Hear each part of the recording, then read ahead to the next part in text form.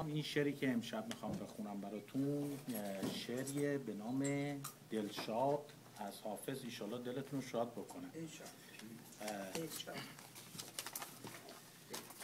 فاش میگویم و از گفته خود دلشادم، بنده عشقم و از هر دو جهان آزادم. طایر گلشن قدسم چه دهم شرح فراق، که در این دامگه حادثه چون افتادم. من ملک بودم و فرزین بر این جایم بود، آدم آورد در این دیر خراب آبادم.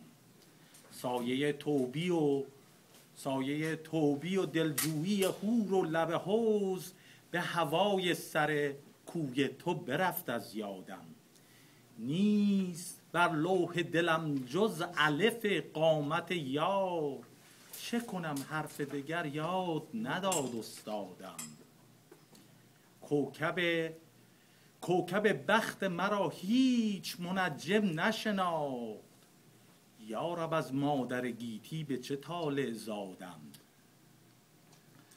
تا شدم حلقه به گوش در میخانه عشق، هر دم آید غمی نو به مبارک بادم. خون دل میخورد مردمک چشم و سزاست، که چرا دل به جگر گوشه مردم دادم. پاک کن چهره حافظ به سر زلف ز اشک، ورنه این سیل دمادم ببرد بنیادم. آفرین.